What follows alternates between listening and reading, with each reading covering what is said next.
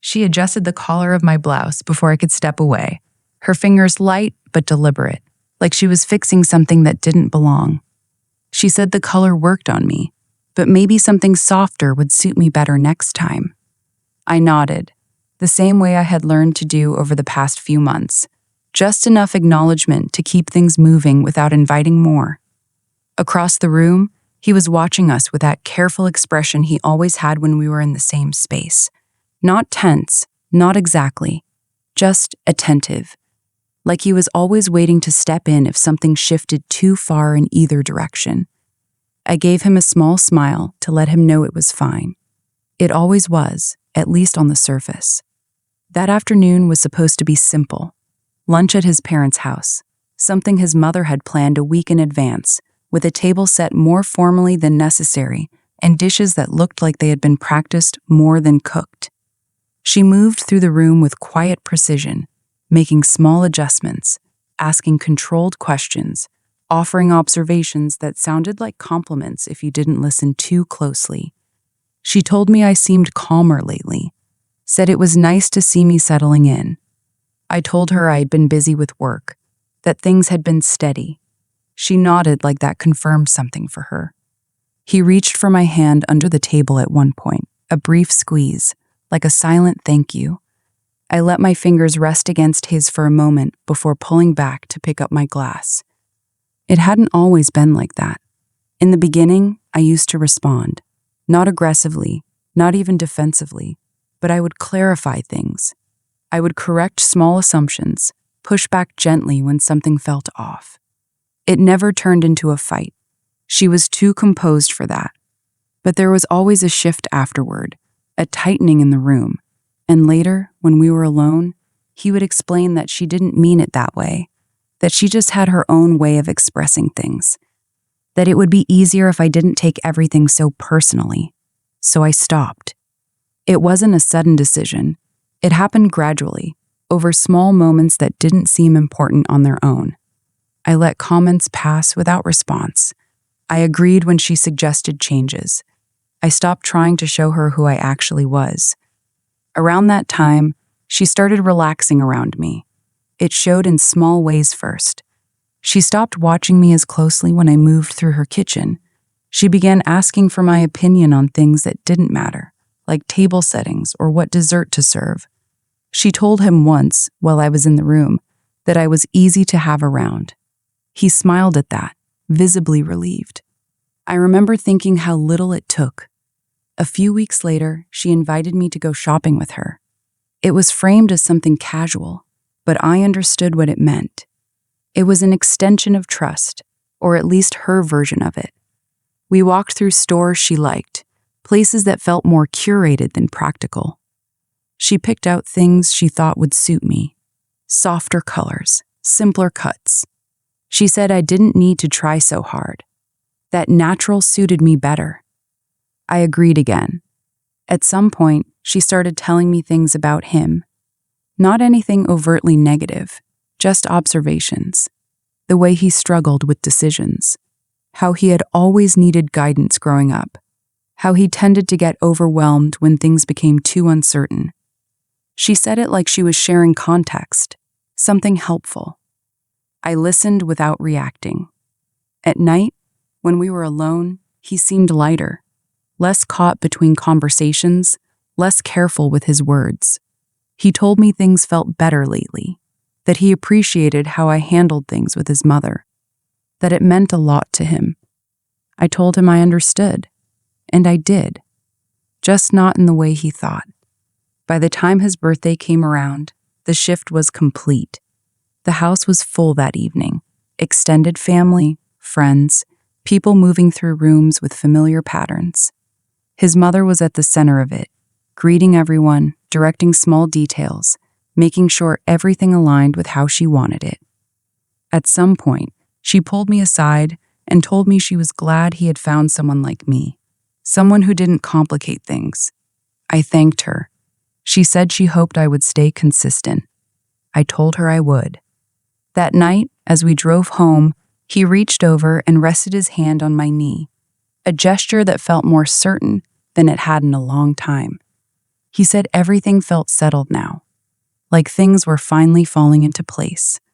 I watched the road ahead and nodded. Around that time, conversations about the future started becoming more concrete. It wasn't sudden. It came up in small ways first. References to long-term plans, where we might live, how things would look a year or two from now. Then it became more direct. He mentioned engagement casually one evening, like it was a natural next step. Not a question, more of a statement that he expected me to agree with. I didn't respond right away. I asked what he wanted. He said he wanted stability, something steady. I told him I understood that. A week later, his mother invited us over again. This time, it felt more intentional. There was a structure to the evening that hadn't been there before. Dinner was quieter, more focused. At some point, she brought up the future directly. She said relationships worked best when there was clarity, when both people understood their roles. She looked at me when she said that. I met her gaze and held it for a moment before nodding. She asked if I saw a future with him. I said yes. It was the answer she wanted. He looked at me with something close to relief, like a tension he had been holding on to finally released. She smiled, a small, controlled expression that didn't reach her eyes but signaled approval. That was the moment everything aligned for them. For him, it meant certainty. For her, it meant control. For me, it meant the timing was right. Nothing changed immediately after that. I stayed for the rest of the evening. I helped clear the table. I moved through conversations like I always had, calm, agreeable, present. When we left, he wrapped his arm around me, holding me closer than usual. He said he was happy. I told him I knew. That night, I packed. Not everything, just what mattered. Clothes I wore regularly, documents, small things I didn't want to leave behind. I moved quietly, taking my time, making sure nothing felt rushed or reactive. In the morning, I made coffee like I always did. I left a cup for him on the counter. When he came into the kitchen, he looked at the bags near the door, then back at me. He asked what I was doing. I told him I was leaving. He didn't understand at first. I could see it in the way he stood there, trying to fit that information into something that made sense. He asked if something had happened. I said no. He asked if it was his mother. I said it wasn't about her. That was the only part that wasn't entirely true, but it was close enough. He tried to talk through it, offering solutions that sounded like compromises he thought would fix things. He said we could set boundaries, that he would handle things differently. I listened, but I didn't engage. When he realized I wasn't changing my mind, his voice shifted, not louder, just less certain. He asked me why. I told him I didn't want to spend my life being managed. He said he never managed me. I didn't argue. I picked up my bag, walked to the door, and paused just long enough to say I hoped things worked out for him. Then I left. There was no scene, no drawn-out goodbye, just the sound of the door closing behind me. The first few weeks after felt quiet, not empty, just still. I moved into a smaller place, closer to work, set up routines that didn't involve anyone else's expectations, kept my days structured, my evenings simple. He called a few times in the beginning. I didn't answer. He sent messages that were careful at first, then more direct, asking for explanations, asking if we could talk, asking if there was something he could do. I read them once, then stopped opening them. Eventually, they slowed, then stopped. Months passed. I heard about him indirectly, through mutual friends, through small updates that came up in conversations I didn't initiate. At first, things seemed normal. He was spending more time with his family. His mother was involved in more of his decisions, helping him figure things out, offering guidance. Then the tone shifted. There were mentions of tension, of disagreements that didn't resolve as easily as they used to. Someone told me he seemed more withdrawn lately. Another said he was struggling to make decisions on his own. It made sense. When I was there, I absorbed a lot of that weight without realizing it at first.